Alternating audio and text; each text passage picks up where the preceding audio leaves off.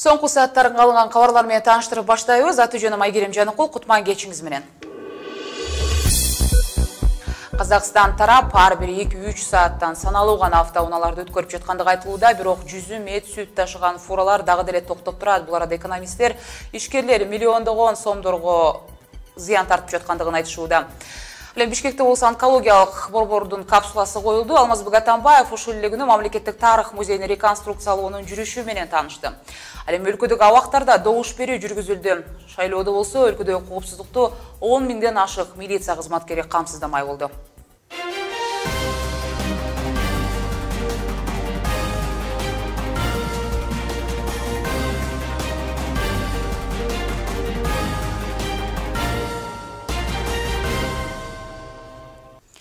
Кыргыз-казак чек арасындагы ак жол өткөрүү бекетинде бүгүн 300гө чукул адам кезекте күтүп тургандыгын жергиликтүү басылмалар жазып чыгышты. Бул арада өкмөт башчысы Сапар Исаков кыргыз-казак чек арасына барып кырдаал курч экендигин айтты.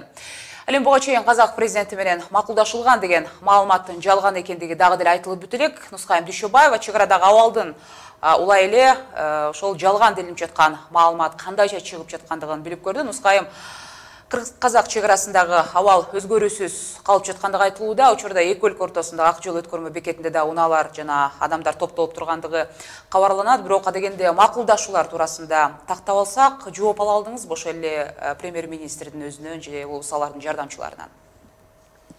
Ооба, буга чейин дал ушул өтмөктө азыркы учурда дагы абал аябай кырдаал аябай оорлоп турганы кабарланууда. Буга чейин аталган жерге премьер-министр Сапар Исаков барып кырдаал менен тааныштырып, тиешелүү жардамдарды берүүгө буйруп кеткен болчу.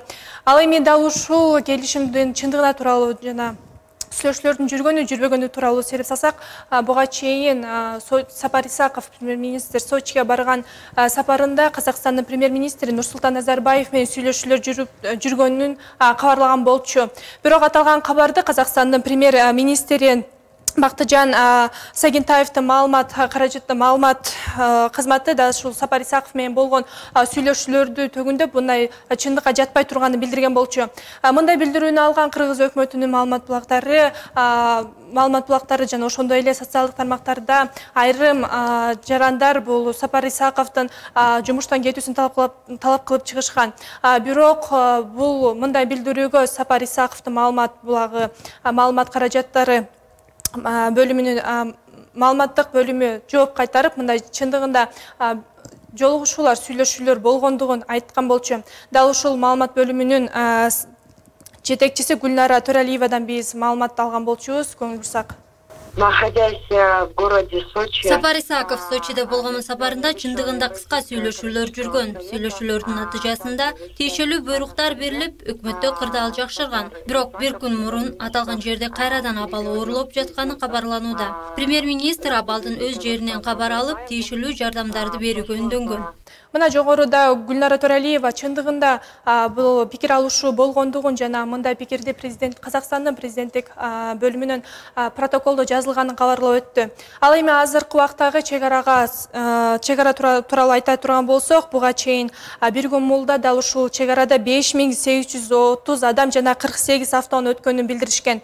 Алардын ичинен 12си оор жүк ташуучу автоунаа, калгандары жеңил автоунаалар. Ал эми буга чейин мындай кырдаал жаралбай турган кезде бул 12 миңге чейин адам жана 500дөн 800гө чейинки автоунаалар өтүп турган. Нускайым, Казакстан тараптан кыргыз чек ара бекеттеринде күчөтүлгөн тартиптин киргизилишинен улам автоунаалардын узун кезекте турушу Кыргызстанга экономикалык чоң зыяндарды келтирип жаткандыгы айтылууда. Бирок биз билебиз, ошол эле Евразия экономикалык биримдигинин талаптары да бар. Ошондуктан Казакстандын дарегине ушул талаптарды эске алганда кандай Ооба, чындыгында чек араны жабуу менен бул Казакстан тараптан да Кыргызстан тараптан да бир топ чыгымдар кетип жатканын айтып чыгышты. Дал ошол жабылган күнү маалымат берилген болчу. Дал ошол биз маалыматта алынган алгач Сергей Пономаревдун билдирген билдирүүсүнө тыңдасак. Алдыдагы президенттик шайлоого карата учурда кыргыз-казак чек арасында текшерүү күчөп, абал оорлоп турган чагы. Өтмөктөгү текшерүүнүн жогорулаганына байланыштуу эки өлкөдөн чыгып кирүүчү адамдардын саны көбөйүп, ыңгайсыз абалга калып турган кези. Мындай абалда жөн гана эки жактын карапайым эли гана жабыркап жатат. Мага 2 күндөн бери канчалаган казак ишкерлери жардам сурап кайрылышты. Кыргызстан мындан кийин дагы Евразия экономикалык биримдиги менен тыгыз иш алып барууну жана достук мамиледе кызматташууну улантат. Бүгүнкү жыйындын жыйынтыгы мындан кийинки абалды жакшыртууга өбөлгө түзөт деп ишенем. Ал эми азыркы убакта социалдык барактарда бул жерде тыгындын узундугу 1 километрден ашып жаткандыгы жана ар бир жүк ташуучу унааларда бул 2 миллион сомго чейинки азык-түлүктөр же болбосо сүт азыктары бар экенин кабарлашууда. Аталган азыктар азыркы убакта мерчемделген жерине жетпей, жартылай чирип жатканы да кабарлашууда. Ал эми чек ара маселеси тууралуу өкмөт башчысы Алмазбек Атамбаев Баткенге болгон сапарында бул аскер кызматкерлерине батирлерди тапшырып жатып дагы пикирин билдирген. Алгач тыңдап алсак. Кыргыз эли өзүнүн жаңы президентин шайлап атканда ушундай аскерлер үчүн жаңы үйлөр салынып бүтүлүп, аскерлерге бүгүн үйлөр берилип атканы бул өзгөчө бир жишан, өзгөчө бир белги. Анткени мына азыркы күндөрдө көрүп атабыз, чет элдик байлар, чет элдик бийлик Кыргыз элине акчасы менен өзүнүн бир шестеркасын таңуулап атат. Акчасына элдин сатылбасын көрүп эми коркутууга өтүп атат. 3000 жылдык тарыхы бар. Бер жагы 3000 жылдык тарыхы бар Кыргыз эл. 3 күндүк блокададан коркуп өтүп, бирөөлөрдүн шестеркасын эч качан шайлабайт. Биздин жерибизге кылыч менен келгендер башын калтырып кетчү. Мындай карап келгенде, мындай чектөөлөр чындыгында Евразия экономикалык биримдиктин тууралуу түзүлгөн атайын келишимдерди бузуп жатканы байкалууда. Айрым селепчилер чындыгында бузулуусун айтууда. Биз азыр экономист Жумакадыр Акинеевдин билдирүүсүн тыңдасак. Бул маселе чечилет. Алар бир жолу казак тарабы айткан жок. Биз чек араны толук жаап атабыз деп айтып атат. Чек ара иштеп атат. Бизде жанагындай өзүнчө бир эме өткөзүп атабыз, жана терроризмге каршы оюн деп коебуз ушундай эме. Ошолорду өткөзүп атабыз, чараларды көрүп атабыз. Негизи биз таптандакка чыгып атабыз. Бул ошондой эмелер өткөзүлгөндө астын ала айтышат да, биз ушундай өткөзүп жатабыз деп мына чек ара маселеси мындай күчтөргөн шартта эмес деп. Жогоруда айтып өткөндөй, мындай Казакстандын мындай кадамын серепчилер бул Евразиялык экономикалык биримдикти одоно бузуп жатат деп баамдашууда. Рахмат, Нускайым Дүйшөбаева берген маалыматыңыз үчүн. Биз болсо бери улантабыз, башка кабарларга өтсөк. Бишкекте президент Алмазбек Атамбаевдин катышуусунда бүгүн онкологиялык борбордун капсуласы коюлду. Аталган борбор улуттук онкология борборунун аймагына жайгашып, курулуш иши 2018 жылдын аягына чейин жыйынтыкталары пландалды. Борбор туурасында айта турган болсок, 150 адамга ыңгайлаштырылган, анын 50 орunu чоң адамдар үчүн, ал эми 100 болсо балдар үчүн бөлүнөт. Ошондой эле жандандыруу бөлмөсүнө 6 керебет каралган, борбордогу күмүш кечиресиздер жүлүн трансплантациясын жасаган 4 операциялык бөлүм орун алат. Курулуш иштерине керектелүүчү каражат 500 миллион сомду түзөт. Өлкө башчысы Алмазбек Атамбаев балдардын онкология борборуна дагы 150 миң сомдук сертификат тапшырды. Кудайга шүгүр, көрүп атасыңар. Мына таптакыр башкача бир борбор болгон турат. Ушул эле күнү Абдулас Малдыбаев атындагы Кыргыз улуттук опера жана балет театрында реконструкция иштеринин жүрүшү менен дагы президент таанышты. Аталган театрдын директору Болот Осмонов маалымдагандай, ушул жылдын аягына чейин оңдоп түзөө иштеринин биринчи этабы бүткөрүлөт жана сырткы фасады толук капиталдык ремонттон өткөрүлүп, имараттын баштапкы өңү калыбына келтирилет. Ошондой эле скульптуралык жана декоративдик элементтери дагы реконструкцияланды. Оңдоо иштери менен таанышкан соң Алмазбек Атамбаев театрды толук капиталдык оңдоодон өткөрүү үчүн өкмөткө 26 миллион сом каражатты таап берүүнү жана иштерди сапаттуу жүргүзүп, өз убагында бүткөрүүнү тапшырды. Мындан башка ушул эле күнү президент Бишкектеги тарых музейине дагы барды. Музейдин кызматкерлери тарабынан көрүлгөн чараларга карабастан азыркы экспозиция Кыргызстан өнүгүү тарыхынын негизги этаптарын чалдыра албайт деген пикир айтылды. Ошондон улам музейде сакталган уникалдуу 138 миң экспонаттын көпчүлүк бөлүгү экспозицияга коюлбастан көрүүчүлөргө жетпей жатат деген пикирлер айтылды. Bir gün қалған президенттік шайлоо айланасындагы соңку маалыматтарга токтолсок, Кыргызстанда шайлоо участкасына барууга мүмкүнчүлүгү жок жарандар бүгүн добуш беришти. Борбордук шайлоо комиссиясы маалымдаганда президенттик шайлоодо ар кандай себептер менен шайлоо участоктарына бара албай турган 22.821 жаран арыз берген. Мындай тизмеге ден соолугунун мүмкүнчүлүгү чектелген жарандар, аскер кызматкерлери, убактылык кармоочу жана тергөө абактарында кармалган жарандар киргизилген. Көчмө урналар менен добуш берүүдө убактылуу маселелер жаралганы мамлекеттик каттоо кызматтагы моюнга алды. Аталган маселелер операторлордун катачылыгынан улам келип чыкты деген жооп болду. Бирок ал тоскоолдуктар бар болгону 10-15 мүнөттө эле болгон. Аягда электрондук кандай мааниде электрондук озбой болот? Электрондук озбой биздин автоматтык эсептегичи урналар ал жерде колдонулбайт. Идентификация өткөрүү боюнча гана баягы мамлекеттик каттоо кызматынын идентификация өткөрүүчү аппараттары иштешти. Ал эми бюллетень болсо баягы жөн эле көчмө урнага салынат. Биздин автоматтык эсептегич урналарга салынбайт. Ошон үчүн озбой болушу мүмкүн эмес. Президенттик шайлоону өткөрүү тууралуу эл аралык байкоочуларга да маалымат берилип жаткандыгын белгилей кетелик. Борбордук шайлоо комиссиясынын төрайымы Нуржан Шайылдабекова шайлоочулардын саны жана аларга түзүлгөн шарттар жөнүндө бүгүн айтып, акыйкат добуш берүү жүрөрүн ишендирди.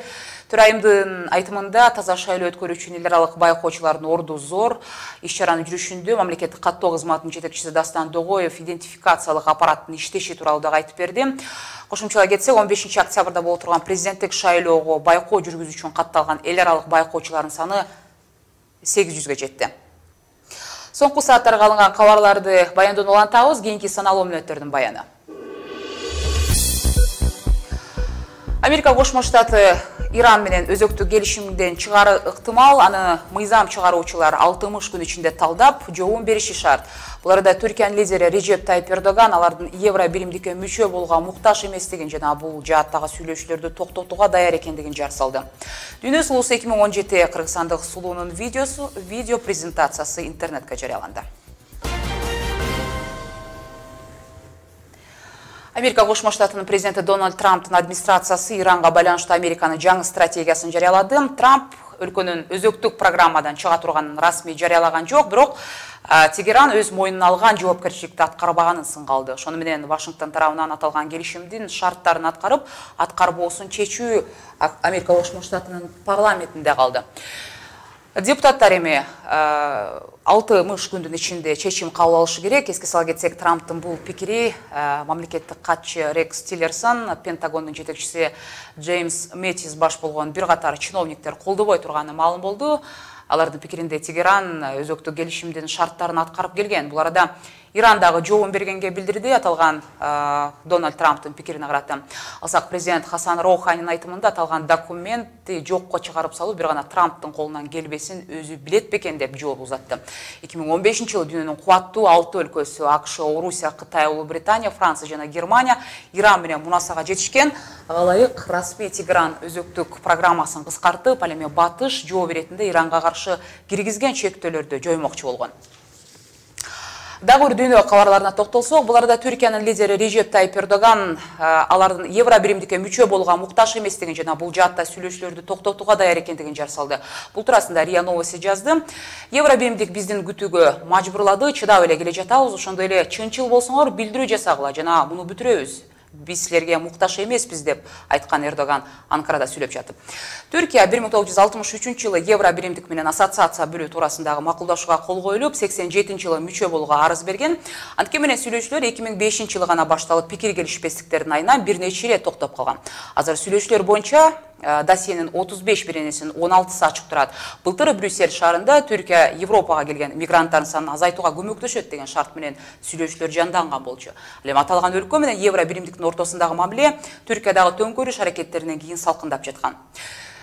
Евро биримдиктин жапырт камоолору жана Анкаранын бул багыттагы башкы кадамдарын сындап чыккан. Аны менен катар эле Түркиянын мүчөлүгү боюнча дагы сүйлөшүүлөрдү токтотуп койгон.